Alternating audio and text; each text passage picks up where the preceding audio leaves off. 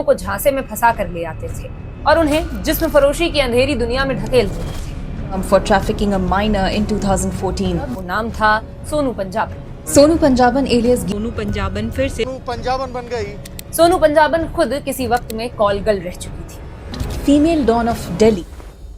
9 फरवरी 2014 की सुबह बहादुरगढ़ की बस से एक लड़की हैरान और परेशान। ठंड के दिनों में कांपती 17 साल की वो लड़की किसी से पूछते हुए नजदीकी थाने पहुंची और जो कुछ भी उसने पुलिस वालों को बताया वो सुनकर पुलिस वालों के होश उड़ गए।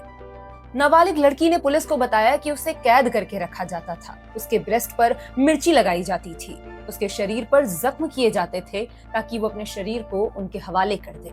दरिंदगी की सारी हदें पार हो चुकी थी। किसी तरह वो लड़की खुद को बचाकर भागी और पुलिस के पास जा पहुंची। पुलिस वाला सब कुछ अपनी डायरी में नोट करता रहा। अपनी आप बीती बताते हुए उस लड़की ने एक ऐसा नाम लिया जो उस वक्त पुलिस के लिए जाना पहचाना नाम था। वो नाम था सोनू पंजाबन। पुलिस ने लड़की की शिकायत पर एफआईआर दर्ज कर ली। हैरानी की बात यह थी कि पुलिस जिस वक्त ये शिकायत दर्ज कर रही थी उस वक्त दिल्ली की कुख्यात सेक्स रैकेट सरगना सोनू पंजाबन हिरासत में थी। कुछ महीनों के बाद सोनू की शिकार वो लड़की गायब हो गई और सोनू पंजाबन जेल से रिहा हो गई। लेकिन 2017 में वही लड़की बड़े ही रहस्यमय तरीके से फिर सामने आ गई और सोनू पंजाबन फिर गिरफ्तार कर ली गई।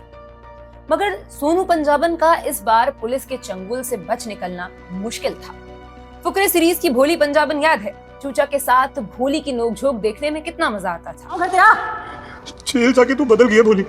भोली का दमदार लेडी डॉन वाला किरदार तो हर लड़की की पसंद बन गया। लेकिन क्या आपको पता है कि भोली पंजाबन का किरदार असल में लेडी डॉन कही जाने वाली एक ऐसी गैंगस्टर से इंस्पायर्ड था जो औरत के नाम पर धब्बा थी। फिल्म में भले ही भोली पंजाबन एक खतरनाक बट फनी किरदार थी, लेकिन असल जिंदगी में जिस लेडी से इस किरदार की रूपरेखा लिखी गई थी वो औरत तमाम लड़कियों के लिए किसी शैतान से कम नहीं थी। छोटी बड़ी हर उम्र की लड़की को जिस्म फरोशी के धंधे में धकेलने वाली उस औरत का नाम था सोनू पंजाबन। सोनू पंजाबन के बारे में कहा जाता है कि वो दबंग थी, बेखौफ थी और उसे कानून का जरा भी डर नहीं था। यहाँ तक कि वो तो खुद को अखबार और टीवी चैनल्स की सुर्खियों में देखकर खुश होती और इतराया करती।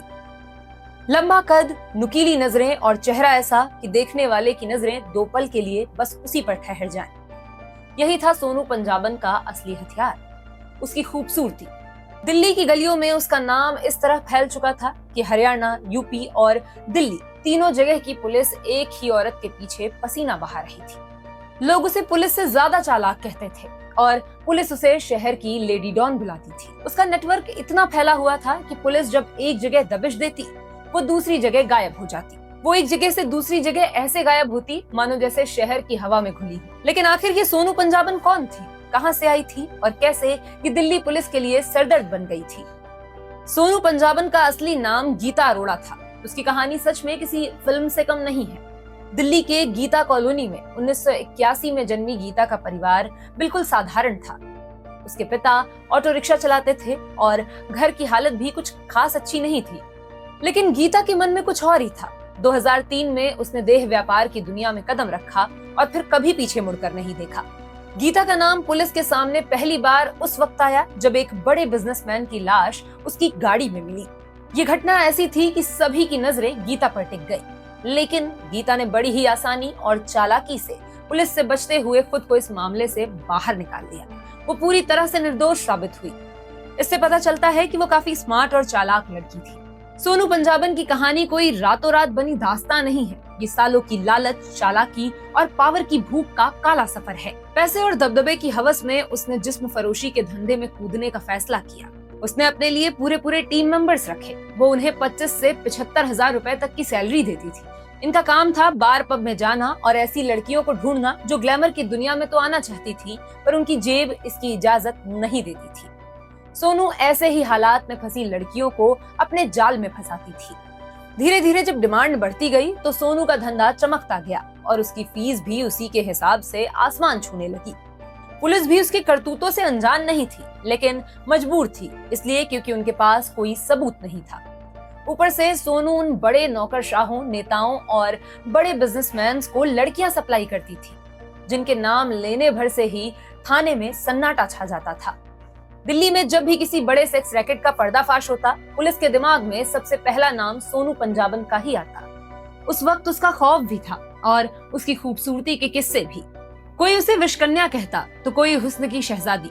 वो अपने हुस्न के जाल में कई पैसे वाले लोगों को फंसा चुकी थी और बदकिस्मती से उसके साथ रहने वाला आदमी जिंदा ही नहीं बचता था। जी हाँ, सोनू पंजाबन की जिंदगी में रोमांस तो था, लेकिन मौत का साया हर वक्त उसके आसपास मंडराता रहता। हर बार सोनू तो बच निकलती, लेकिन उसके साथ रहने वाला आदमी नहीं बच पाता। उसने कुल 4 शादियां की, कुछ ऑफिशियल तो कुछ छिपाकर। हर बार कहानी प्यार से शुरू हुई और हर बार अंत एक ही था, एनकाउंटर। उसके चारों पति पुलिस की गोलियों में ढेर हो गए। लोग कहते थे कि जो भी सोनू के करीब आया वो उसके बुरे कर्मों का शिकार बन गया। अपराध की दुनिया में कदम रख चुकी सोनू की जिंदगी में रोहतक के एक नामी गैंगस्टर विजय सिंह की एंट्री हुई। सोनू ने उससे शादी कर ली और एक गैंगस्टर से शादी करने के बाद वो सिर्फ देह व्यापार की खिलाड़ी ही नहीं, बल्कि पूरी तरह से क्राइम वर्ल्ड का हिस्सा बन चुकी। विजय सिंह कोई मामूली बदमाश नहीं था। वो कुख्यात श्री प्रकाश शुक्ला गैंग का मेंबर था। वही गैंग जिसमें शामिल होना डर फैलाने के लिए काफी था। लेकिन 1998 में विजय का खेल खत्म हो गया। एसटीएफ ने एक एनकाउंटर में उसे ढेर कर दिया। यही वो दौर था जब गीता अरोड़ा पूरी तरह से अपराध की दुनिया में पैठ बना चुकी थी। ये सिर्फ शादी नहीं थी, बल्कि एक तरीके से क्राइम नेटवर्क के बीच अपनी जगह मजबूत करने की चाल भी थी। गीता जानती थी कि इस दुनिया में टिके रहना है तो बड़े नामों से जुड़ना पड़ेगा, और उसने वही किया। पहले पति की मौत के बाद उसकी जिंदगी में एक बार फिर से प्यार ने दस्तक दी, जब उसकी मुलाकात नजफगढ़ के रहने वाले दीपक से हुई। दीपक गाड़ियों की चोरी किया करता था। दोनों के बीच रिश्ते की शुरुआत छोटी छोटी मुलाकातों से हुई और देखते ही देखते ये रिश्ता शादी तक पहुंच गया। लेकिन खुशियों का ये सफर ज्यादा लंबा नहीं चला। साल 2003 में असम पुलिस ने एक एनकाउंटर में दीपक को ढेर कर दिया। दीपक की मौत के बाद सोनू की जिंदगी ने फिर करवट ली और वो दीपक के भाई हेमंत के करीब आई, जो खुद भी अपराध की दुनिया में उतरा हुआ था। दोनों ने शादी कर ली। सोनू पंजाबन तीसरी बार फिर दुल्हन बनी। इसी दौरान लोगों ने उसका नाम गीता चोपड़ा से सोनू पंजाबन रख दिया। उसके अपराध बढ़ने लगे, लेकिन किस्मत यहाँ भी उसके साथ नहीं थी। शादी के सिर्फ 3 साल बाद ही 2006 में गुरुग्राम में एक मुठभेड़ में हेमंत को भी मार दिया गया। हेमंत का भी पुलिस ने एनकाउंटर कर दिया। 4 साल के अंदर सोनू 2 बार विधवा बन चुकी थी और यही वो दौर था जब उसकी कहानी और भी काली और भी जटिल होती चली गई। 10वीं पास इस लेडी डॉन ने पैसे और पावर कमाने की हवस में जिस्म फरोशी के धंधे को खूब तेजी से चलाया, जिसे एक सभ्य समाज में कभी भी जगह नहीं दी गई। दिल्ली की गलियों में सोनू पंजाबन की कहानी किसी फिल्मी कहानी से कम नहीं लगती। हेमंत के एक दोस्त के साथ मिलकर ही सोनू ने दिल्ली में जिस्म फरोशी का धंधा शुरू किया। देखते ही देखते उसने अपना साम्राज्य बना लिया। दिल्ली और आसपास के राज्यों में उसकी पहुंच बढ़ने लगी। उसके दलालों की एक लंबी लिस्ट थी जो बेसहारा, गरीब और गांव की लड़कियों को झांसे में फंसा कर ले आते थे और उन्हें जिस्म फरोशी की अंधेरी दुनिया में ढकेल देते थे। सोनू पंजाबन खुद किसी वक्त में कॉल गर्ल रह चुकी थी। 2007 में प्रीत विहार पुलिस ने पहली बार सोनू पंजाबन को पकड़ा, लेकिन जमानत मिलते ही वो फिर बाहर आ गई। 2008 में साकेत पुलिस ने उसे दोबारा गिरफ्तार किया और इस बार भी कहानी कुछ वैसी ही रही। कुछ दिनों बाद फिर से वो आजाद हो गई। 2011 में हालात बदले जब उसे 4 लड़कियों और 4 लड़कों के साथ पकड़ा गया। उस पर MCOCA लगाया गया क्योंकि पुलिस को यकीन था कि वो संगठित तरीके से बड़ा सेक्स रैकेट चला रही है। लेकिन कोर्ट में सबूत कमजोर पड़ गए और सोनू फिर से बरी हो गई। उसकी जिंदगी किसी क्राइम थ्रिलर से कम नहीं रही। गिरफ्तारियां कई, आरोप भारी, लेकिन हर बार किसी न किसी तरह बचकर निकल जाना मानो उसकी फितरत बन चुकी थी। लेकिन पाप का घड़ा आखिरकार भर ही गया और साल 2017 में उसे पुलिस ने पूरे सबूतों के साथ पकड़ लिया। एक नाबालिग लड़की ने अपने किडनैपिंग और जिस्म फरोशी के धंधे में धकेलने के खिलाफ केस दर्ज कराया था। लड़की जब किसी तरह घर लौटी तो उसने पुलिस को जो कहानी सुनाई वो किसी डरावनी फिल्म से कम नहीं थी। उसने बताया कि 3 लड़के उसे घर के बाहर से उठा ले गए और एक औरत के हाथ बेच दिया। जब पुलिस ने उस लड़की को एक फोटो दिखाया तो औरत सोनू पंजाबन थी। पहले उससे जबरन धंधा करवाया गया, फिर लखनऊ के एक आदमी को बेच दिया गया जिसने दिखावे के लिए शादी तो की, लेकिन कुछ महीने बाद अपने दोस्तों के सामने उसे बेच दिया। उस लड़की की हालत बद से बदतर होती गई। जब वो प्रेग्नेंट हुई तो उसे जबरदस्ती अबॉर्शन कराने के लिए अस्पताल में डाल दिया गया।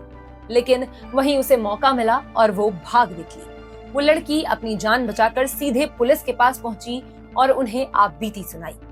2020 में ट्रायल कोर्ट ने सोनू पंजाबन को एक नाबालिग लड़की को जबरन जिस्म फरोशी के धंधे में धकेलने के मामले में 24 साल की सख्त कैद सुनाई। कोर्ट ने साफ कहा था कि उसके अपराध किसी भी तरह से नरमी के लायक नहीं है। ये फैसला उसके पूरे गैंग और उसके तरीकों पर सीधा कड़ा प्रहार था। हालांकि इस फैसले के खिलाफ सोनू ने हाई कोर्ट में अपील दायर कर रखी है और वो अपील अब भी लंबित है। आज भी तिहाड़ जेल की एक बैरक में देह व्यापार के भारी भरकम केस में सजा काटते हुए सोनू का नाम शहर की जुबान पर वैसे ही गूंजता है जैसे किसी पुराने किस्से की बदनाम नायिका। बाहर लोग अब भी उसके बारे में फुसफुसाहट में बातें करते हैं। जो कभी खूबसूरती की रानी थी वो अब जेल की कैद में है, लेकिन उसकी कहानी आज भी उतनी ही डरावनी और रहस्यमय लगती है। आपको आज की ये कहानी कैसी लगी हमें कमेंट सेक्शन में जरूर बताइए। अगली वीडियो में फिर मुलाकात होगी। ऐसे ही और वीडियोस के लिए देखते रहें कहानी असली है। कहानी असली है।